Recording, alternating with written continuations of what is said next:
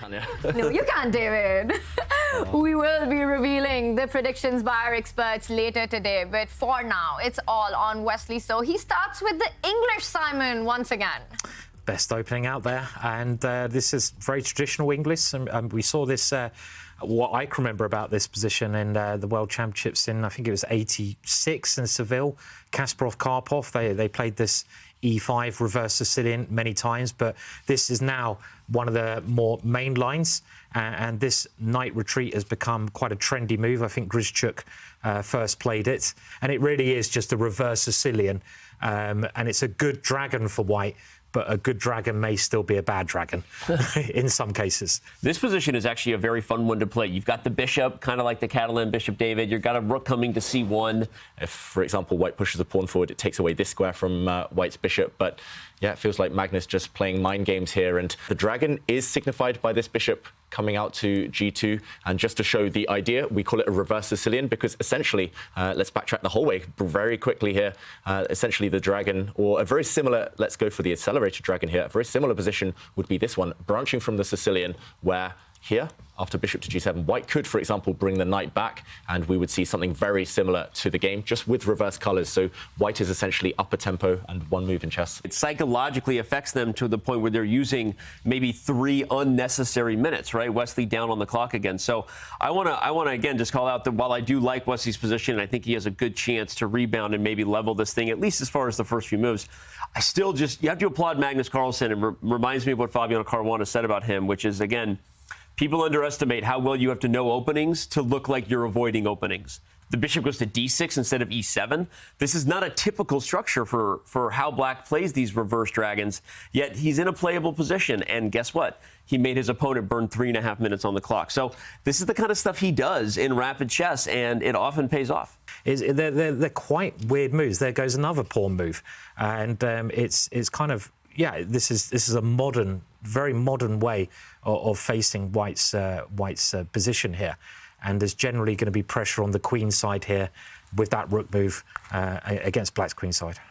Yeah, and it does kind of reflect how Magnus works on chess. Getting a glimpse of the genius of Magnus Carlsen here and his opening approach and strategy. There's a positional threat on the board, and again, we can draw on that pool of knowledge we have from other openings here, the Sicilian. And in the Sicilian with reverse colors, we talk about an exchange sacrifice, and it's a very thematic one.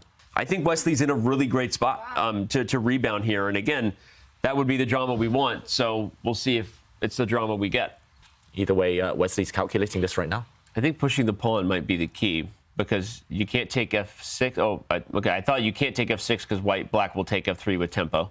Right, okay, so that was right. He's just covering his face like this, very relaxed. Look at that, head to the side. Especially when you go to the right-hand side, you're recalling the good moments in your life. But it's cool, right? I mean, I like it. I like the long hair. What do you reckon, Dave? I want to get back to the position because the pawn on e5 has been taken, and it feels like LPDO, lose pieces, drop off. So many tactics. What's going on here? He has to give up some material now. It's just how to do it. He shook his head while we were distracted when he went for it. Now, he does choose to sack the exchange by bishop c7. He could have also played rook takes c6, and the d6 square is available for the bishop or the knight long term. But Magnus doesn't go for it. Instead, he hits the bishop on c7. Based on the move he played, or the fact that he took so much time to do it? Because he's still down 4 minutes on the clock, and sometimes a player is shaking their head, and we think it's because of the last move, and they're like, yo, bro, you got to move faster. Just like, wake up, you know, shaking their own head. So I don't know. I mean, I think the position is objectively playable. More pure power, right? They can control more squares. And at some point, if white isn't accurate, when the time scramble ensues, those rooks are going to get going, right? The open files will be available. Oof. And was that a mistake by Wesley? Sorry, Danny. Yeah, no, it's okay. And anyway, so the rooks are there for a reason. I think Wesley just wants to really protect c5 with d4 next. Okay. Undermine the bishop's protection? I have no idea. And it is getting a little bit funky, isn't it? It's dancing around, creating some problems. It's not clear at all. 5 in some situations, c4, d6 would be lovely, but black gets the moves as well. And how do you defend c5 now? The bishop comes in.